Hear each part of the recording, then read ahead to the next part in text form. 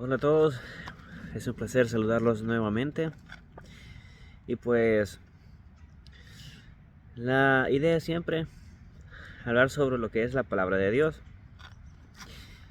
Quiero llevar hasta sus hogares hoy nuevamente una nueva, un nuevo estudio. Y es el estudio basado en lo que es la vida de fe y descanso. Este es un estudio básicamente para creyentes, para gente que ha recibido lo que es la salvación y la vida eterna por medio de la fe en el Señor Jesucristo. Ahora, si hay alguna persona inconversa que desea poner su fe en el Señor Jesucristo para apropiarse de sus promesas, pues también puede hacerlo. Recuerde que la única condición que el Señor pone para que usted pueda recibir lo que es la vida eterna, la salvación de su alma, la única condición es que usted crea en el Señor Jesucristo como su único y suficiente Salvador personal. Recuerde que si usted recibe la salvación, no significa de que toda su casa es salva por su salvación. Su familia podrá ser salva si individualmente cada uno pone su fe en el Señor Jesucristo como su único y suficiente Salvador. Y eso solo lo van a hacer a través de su testimonio. Ahora bien, es verdad que muchas veces pasamos por grandes dificultades, por problemas que parecen no tener solución. Y es normal que muchas veces nos decepcionemos, nos entristezcamos, incluso que hasta reneguemos. Así somos nosotros, así somos los seres humanos.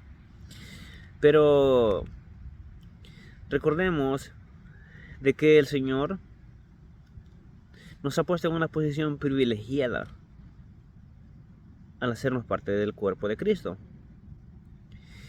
Realmente esa es una posición, es un privilegio que Él nos da de formar parte del cuerpo de Cristo, el cual es la iglesia. Ahora bien, ¿por qué el tema vida de fe y descanso? Comenzando por la explicación, digamos, hace mucho tiempo el ser humano ha estado intentando sobrepasar las barreras de diversas cosas, entre ellos está la luz y el sonido. Incluso hasta hace algunos años parecía imposible superar lo que es la barrera del sonido, que es de 300 metros por segundo. Ahora, el ser humano hasta este momento ha logrado superar esa barrera a través de los avances tecnológicos y han superado la barrera del sonido. Pero para los creyentes hay una barrera que es un poquito más complicada de superar. Yo le llamo la barrera de la fe. Porque la fe es una acción que tenemos que realizar continuamente, día a día, momento tras momento, sin importar las adversidades que se nos presenten en la vida cotidiana. Esta lección está basada en lo que es el pueblo de Israel, en el rescate que Dios hizo a ese pueblo de la esclavitud egipcia. Entonces, primeramente estamos hablando sobre lo que es la barrera de la fe. Pero, a lo dicho, nosotros tenemos una posición importante en Cristo. Y que eso pues realmente es lo que nos debería motivar para poder superar lo que es la barrera de la fe.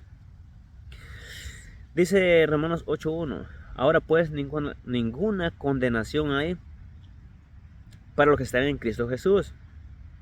¿Cuánta condenación hay? Ninguna.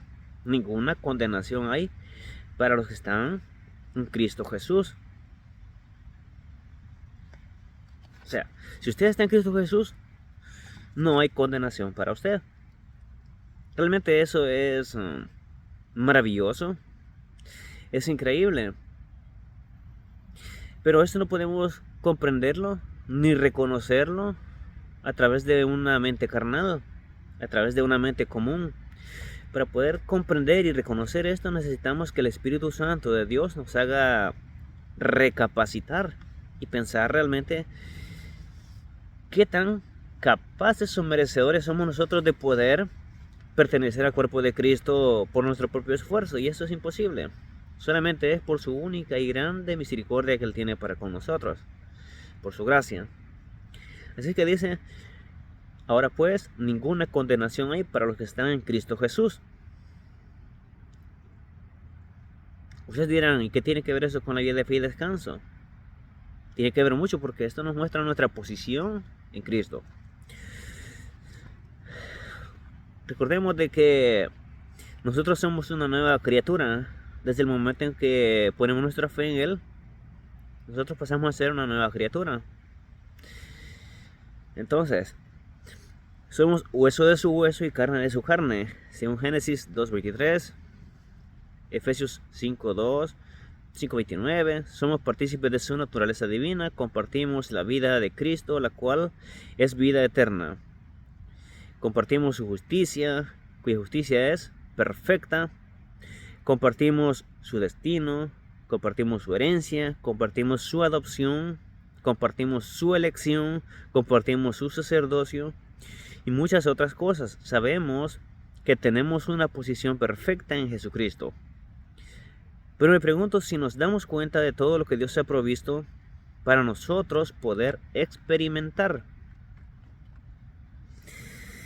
Nosotros pasamos tan ocupados buscando la felicidad que nos perdemos de una parte importante, de una porción importante en lo que es su palabra.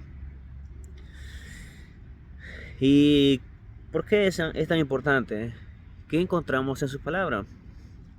Encontramos un lugar de perfecta paz, un lugar de gozo y paz interna, un lugar de fortaleza, un lugar de estabilidad, un lugar de poder. Así es, todo eso encontramos en lo que es su palabra. No importa lo que pase, no importa las circunstancias, lo difíciles que sean las situaciones que estemos pasando, no importa. Es algo pues por lo que todo creyente debe de pasar. Hasta el momento pues no conozco un solo creyente que no haya pasado por situaciones exasperantes en las que haya incluso pensado en correr, en tirar la toalla. Y pues en algunas ocasiones muchos lo hemos hecho. Muchos hemos tirado la toalla cuando la situación se pone difícil. Pero Dios es tan misericordioso que a pesar de que nosotros somos débiles, a pesar de eso, Él siempre nos está llamando momento a momento, nos está ayudando para que nosotros podamos confiar en Él. Porque recordemos de que lo que es la vida de fe y descanso es algo que tiene que ser diariamente. Pero para poder tener una vida de fe y descanso necesitamos algo importante en nuestra vida, y es orar. No podemos tener una vida de fe y descanso sin oración. ¿Por qué razón? Porque nuestra oración es la que nos da una comunión con Él. Si tenemos comunión con Él, podemos confiar en Él. Recordemos algo importante. Si en una ocasión nosotros pusimos nuestra fe en Él como nuestro único y suficiente Salvador y obtuvimos lo que es la vida eterna, el regalo de la salvación de nuestra alma, ahora, ¿será posible que ese mismo Dios que nos regaló la vida eterna, que era algo tan difícil de obtener para nosotros, será que ese Dios que tiene ese poder de darnos vida eterna no nos puede a nosotros bendecir en nuestras vidas cotidianas? Claro que Él puede, sí puede. Solo necesitamos confiar en Él. La barrera del sonido se vence con tecnología y con gran velocidad. Pero la barrera de la fe no se necesita nada de eso para poder ser superada. Usted solo necesita estarse quieto, tranquilo, ordenar sus ideas y confiar en Él. esperar en Él, decirle: Señor, que estoy esperando que tú me ayudes. Señor, que estoy esperando tu bendición. Veamos el caso de Israel. El primer caso de Meribá. Y Meribá pues significa murmuración, provocación y rencilla, que es lo que nosotros vemos en Éxodo 17. Pues, ¿qué estaba pasando en Éxodo 17? Recordemos de que ellos eran un pueblo esclavo de Egipto. Eran un pueblo que sufría día a día. Entonces, ellos eran obligados a trabajar para Egipto.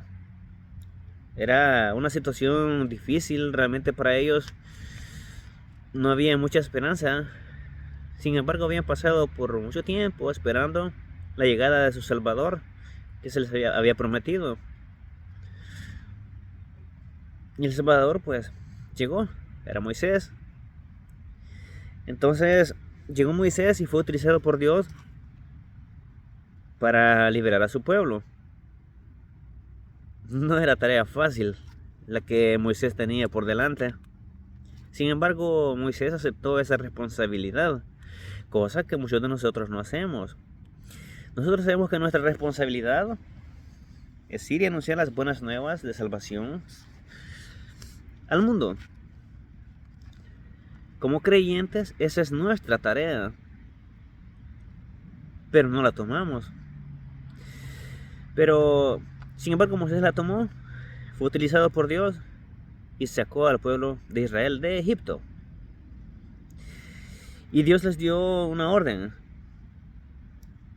Era que marcharan de Egipto por el desierto. No es tan sencilla la cosa, ¿cierto? Sin embargo, Dios les dio una demostración de su poder inmenso cuando abrió el mar, lo partió en dos y ellos pudieron pasar. Es el Mar Rojo. Entonces ellos pudieron pasar. Pero resulta que Dios, habiéndolos liberado de Egipto, mostrándoles ese poder y mostrándoles también cuando ellos, los egipcios, iban en caballos ya a punto de llegarles, y que con un remolino de fuego pues Dios los detuvo. El pueblo vio dos milagros impresionantes que ningún ser humano puede realizar por su propia mano. Sin embargo, el pueblo de Israel experimentó ese gran poder con sus propios ojos y pasaron el Mar Rojo. Al otro lado, pues ya había pasado algún tiempo, pero ellos tuvieron sed. Tuvieron sed. Es un problema. Es un problema real y es un problema serio.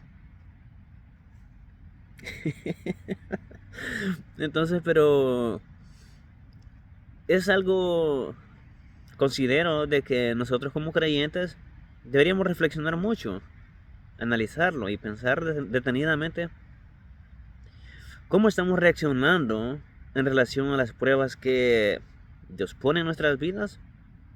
¿Cómo estamos reaccionando frente a las dificultades que son puestas en nuestras vidas para probar nuestra fe?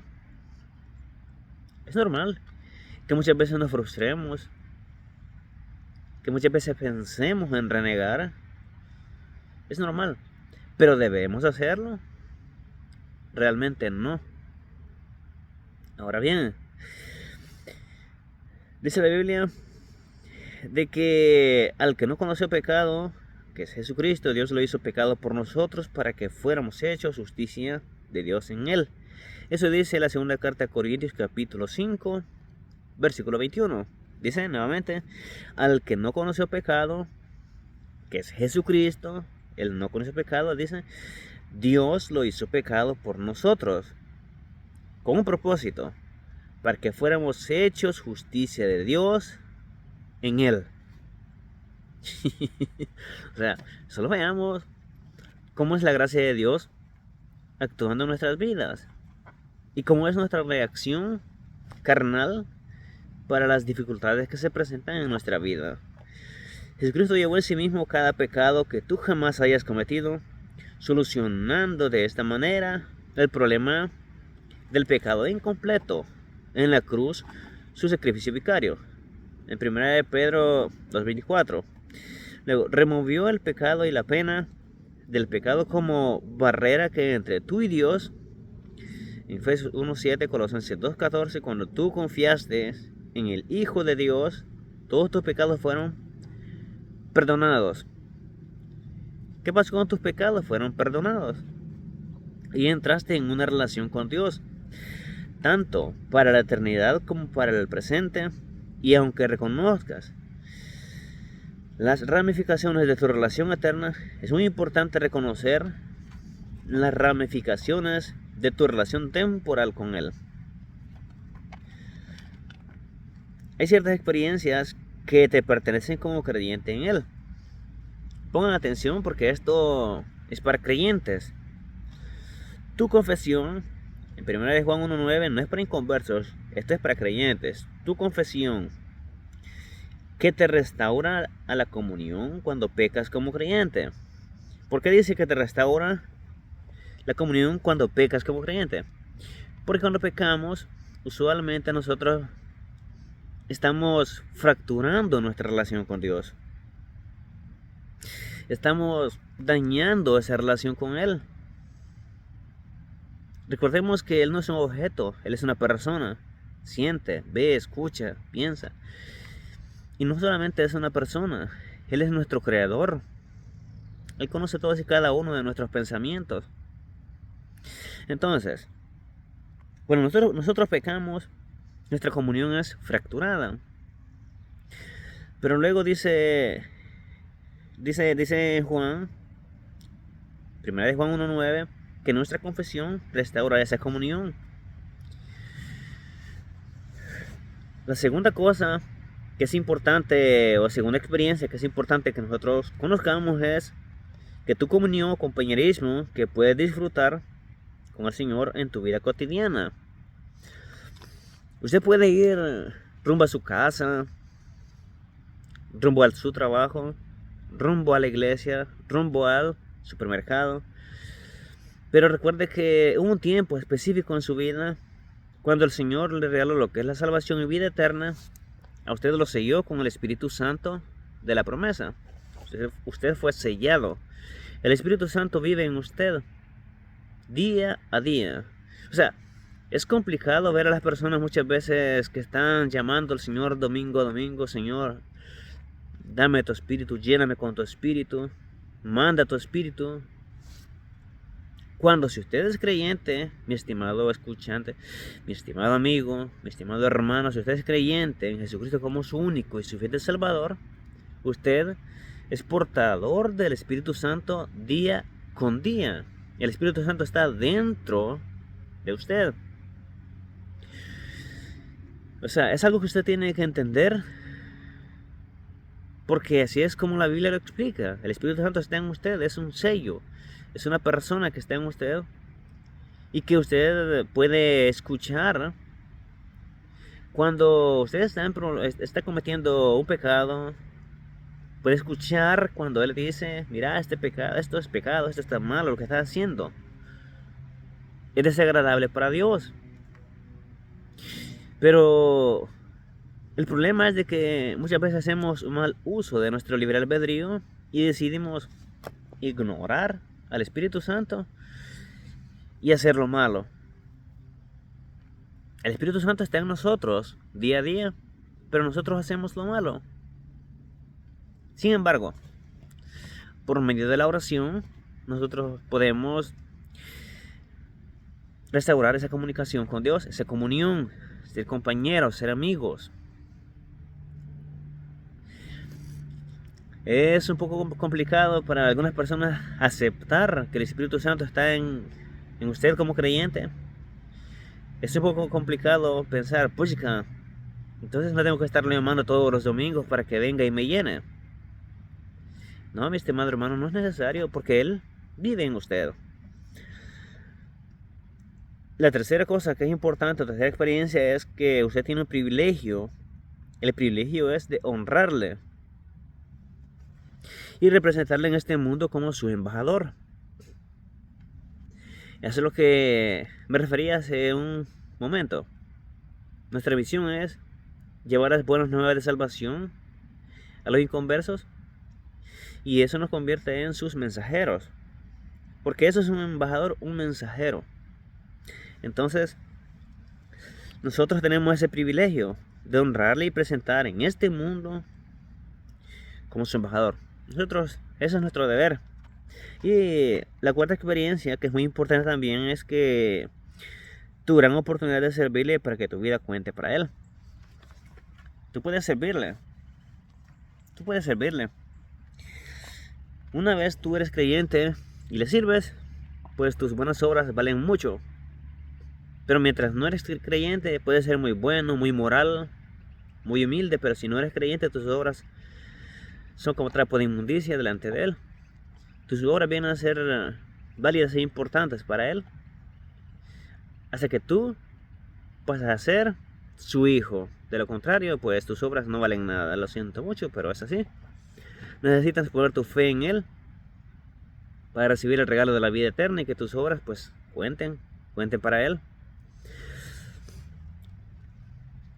Es un error muchas veces pensar de que como creyentes no vamos a tener problemas. Y eso es parte de muchas veces de que la gente enseña mal en algunas iglesias. Desde que tú te conviertas en creyente, en cristiano, ya no vas a tener problemas, tus problemas van a acabar. Pero eso es falso, porque entonces no sería creyente. O sea, no tendría ningún sentido su conversión. Dice Éxodo 17:1: toda la congregación de los hijos de Israel partió del desierto de Sin por sus jornadas, conforme al mandamiento de Jehová, y acamparon en Refidim, y no había agua para que el pueblo bebiese. Acá estamos viendo el primer problema. Cuando usted se convierte en creyente, usted tenga en cuenta que va a tener problemas. Pero recuerde que usted es parte del cuerpo de Cristo.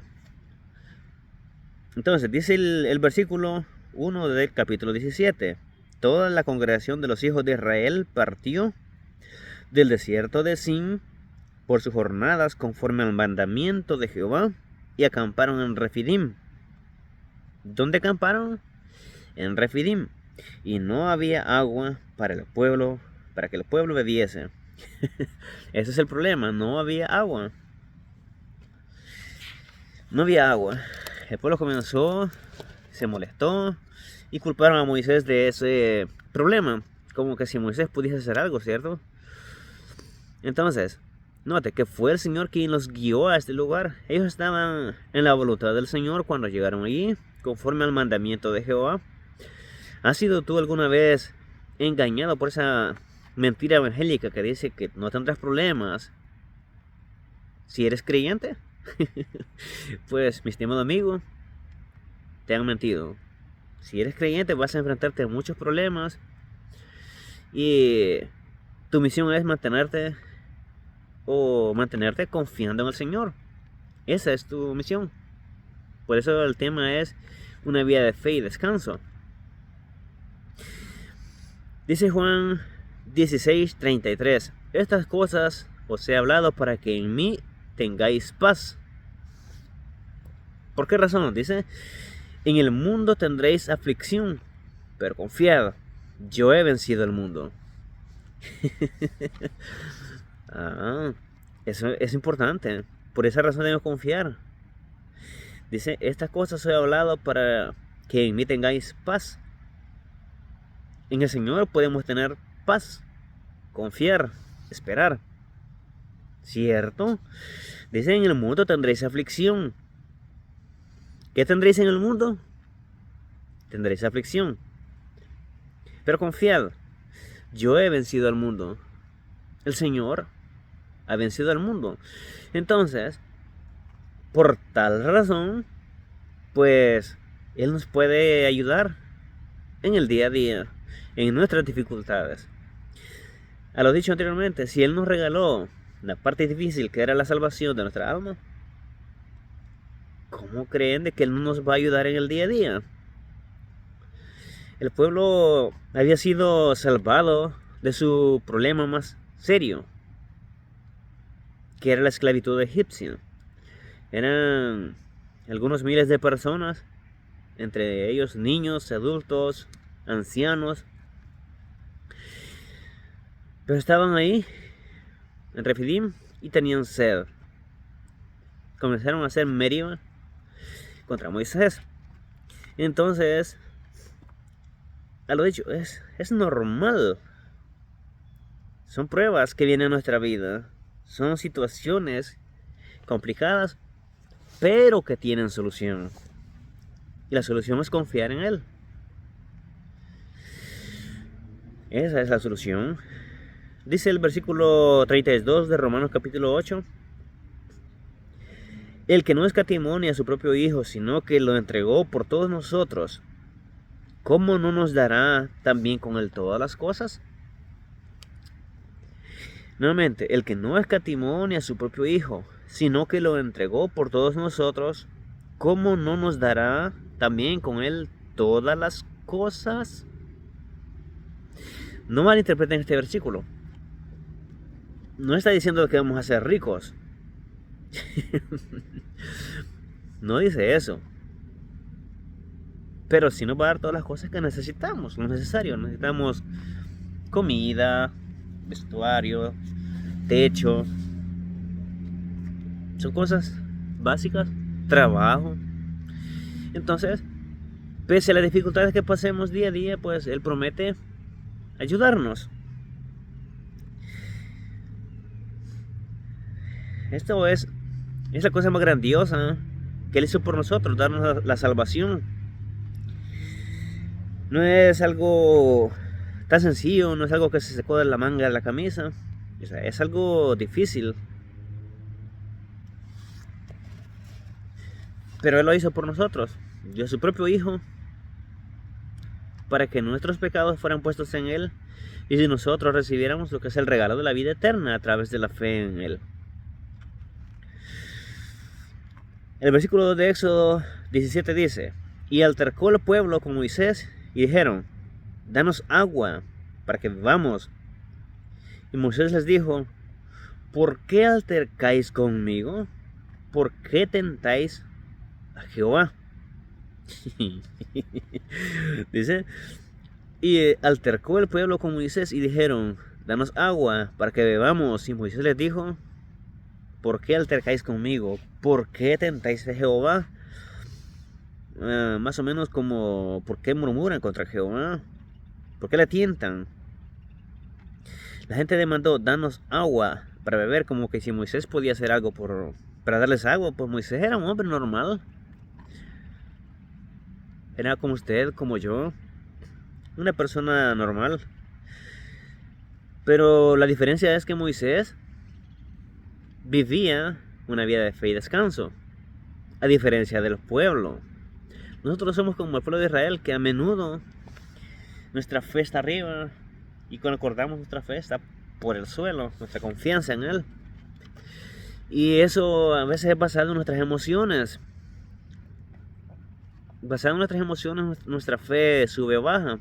Pero tal cosa no debería suceder así.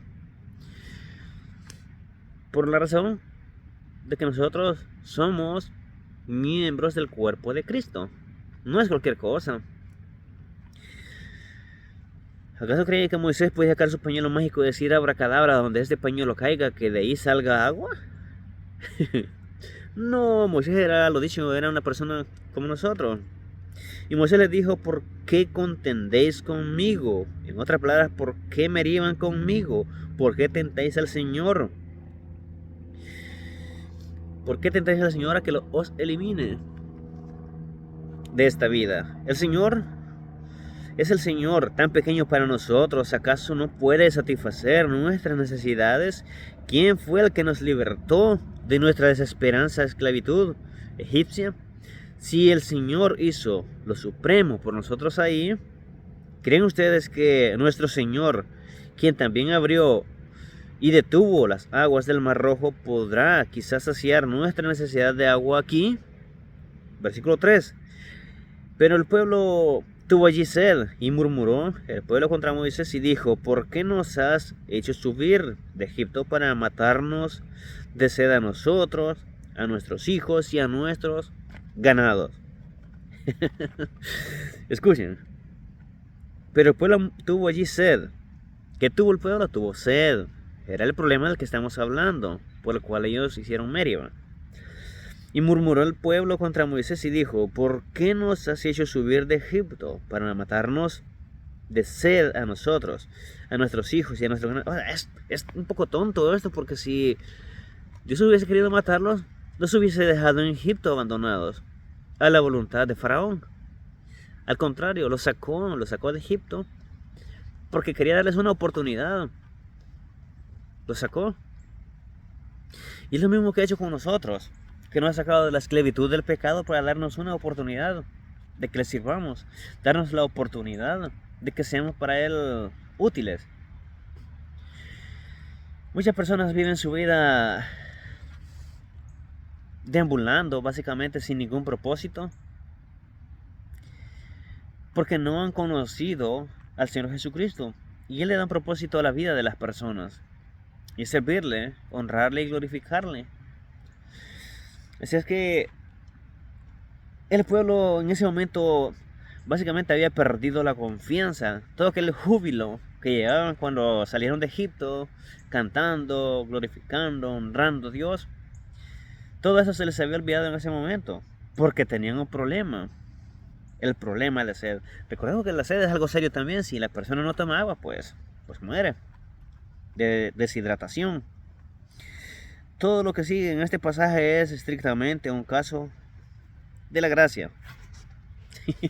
Hubiese sido diferente, ¿cierto? Si el pueblo hubiese dicho: Señor, estamos aquí confiando en ti, esperando en ti, confiando en tus promesas. Señor, tú prometiste que nos ayudarías, estamos confiando en tu gracia, en tus promesas, Señor. Entonces sería muy diferente. Pero no, el pueblo lo que hizo fue murmurar, criticar, hacer Meribá. Ahora, versículos 4 y 5. Entonces clamó Moisés a Jehová diciendo: ¿Qué haré con este pueblo?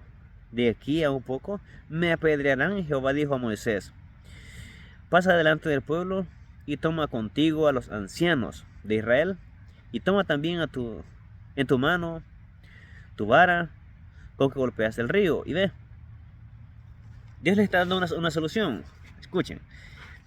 Entonces clamó Moisés a Jehová diciendo: Moisés, en vez de murmurar, de lamentarse, de decir: Señor, nos estamos muriendo de sed, Señor.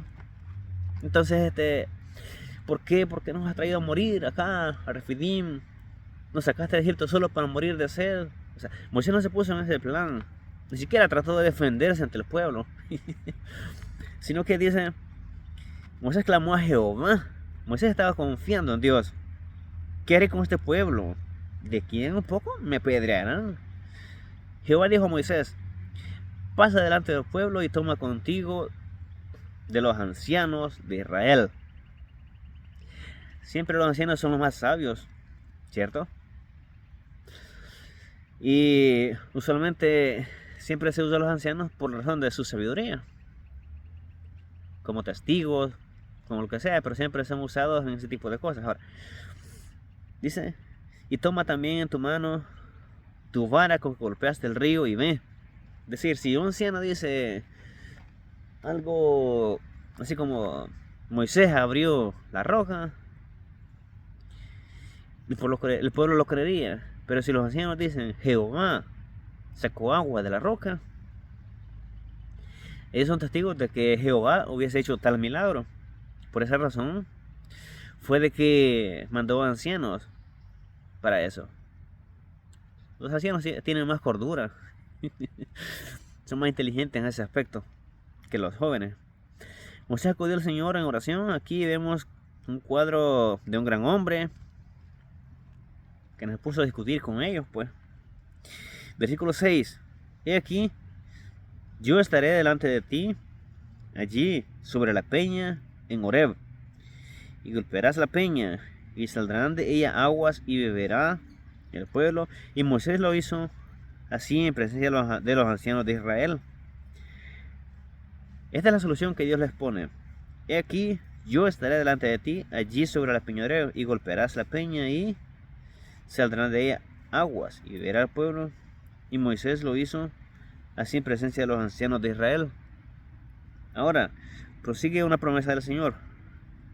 ¿Cuál es la promesa? He aquí, yo estaré delante de ti, allí sobre la peña. Así que, hermanos, el Señor siempre va a estar ahí, delante de nosotros, ayudándonos, proveyendo para nuestras necesidades. Y es posible que en un momento lleguemos a ese lugar donde no hay agua, a ese lugar donde la sequía es tan inmensa que nos dobleguemos.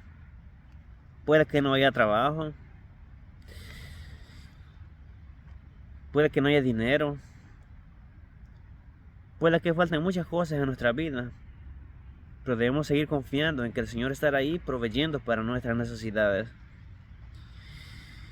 Tal vez el Señor no nos bendiga hoy porque aún es el día de nuestra prueba, pero tengan fe que el día de mañana será de bendición.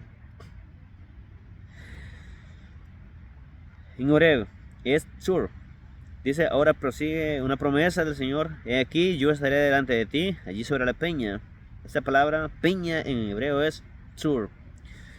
Y se refiere a una afilada y puntiaguda roca. Aquí vemos una topología como también el testimonio de una verdad histórica. He aquí un cuadro de Cristo la roca, quien fue golpeado mortalmente por nosotros en la cruz. 1 Corintios 10:4, ya que como Moisés agarró la vara en su mano y golpeó la puntiaguda roca, así Dios, el Padre, golpeó a su Hijo en la cruz por ti y por mí. Y como resultado de la muerte de Cristo, fluye el agua de la salvación. Versículo 7. He aquí, yo estaré delante de ti.